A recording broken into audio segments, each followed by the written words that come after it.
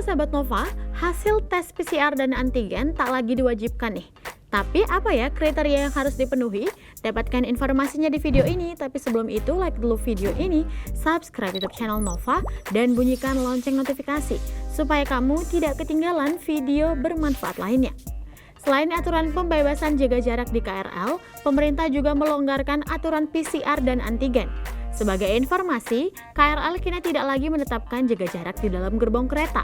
Dengan demikian, kapasitas penumpang KRL kembali ke 100% seperti sebelum pandemi COVID-19. Terbaru, masyarakat juga tidak wajib menunjukkan hasil tes PCR dan antigen atau bebas tes PCR dan antigen.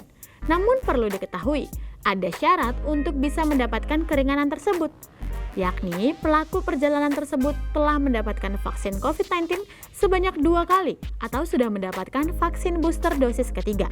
Aturan tersebut tertulis dalam Surat Edaran atau SE nomor 11 tahun 2022 tentang ketentuan perjalanan orang dalam negeri pada masa pandemi COVID-19. Agar tak salah informasi, ada baiknya sahabat Nova mengetahui kriteria yang tertera. Yang pertama adalah sudah divaksinasi minimal 2 dosis. Dalam aturan SE nomor 11 tahun 2022 tertulis bahwa pelaku perjalanan domestik yang telah menerima vaksinasi minimal 2 dosis atau booster bisa melakukan perjalanan tanpa tes PCR antigen. Pelaku perjalanan dalam negeri atau PPDN yang telah mendapatkan vaksinasi dosis kedua atau vaksinasi dosis ketiga tidak diwajibkan menunjukkan hasil negatif tes PCR atau rapid test antigen.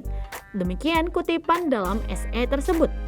Kriteria ini sempat disebutkan oleh Menteri Koordinator Bidang Kemaritiman dan Investasi Indonesia, Luhut Binsar Panjaitan, dalam konferensi pers secara virtual yang dilakukan sehari sebelum SE tersebut diterbitkan.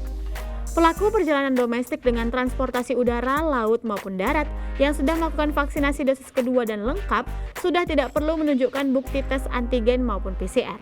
Terang Luhut dilansir dari kompas.com. Yang kedua, berusia di bawah 6 tahun. Bagi pelaku perjalanan yang berusia di bawah 6 tahun, bisa melanjutkan perjalanan domestik tanpa melampirkan hasil negatif tes PCR antigen. Kendati demikian, penumpang di bawah 6 tahun wajib didampingi oleh orang tua.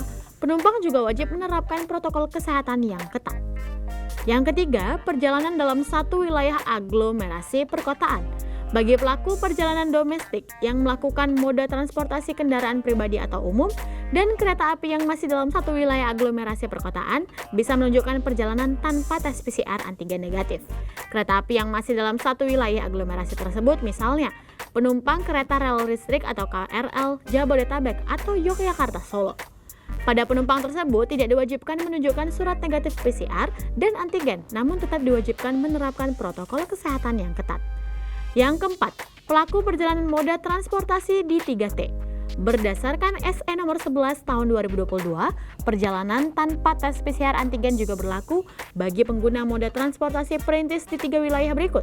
Yang pertama, daerah 3T atau tertinggal, terdepan, dan terluar. Kemudian wilayah perbatasan dan juga pelayaran terbatas sesuai dengan kondisi daerah masing-masing. Itu dia sahabat Nova, informasi seputar apa sih kriteria yang harus dipenuhi jika ingin hasil tes PCR dan antigen tak lagi diwajibkan.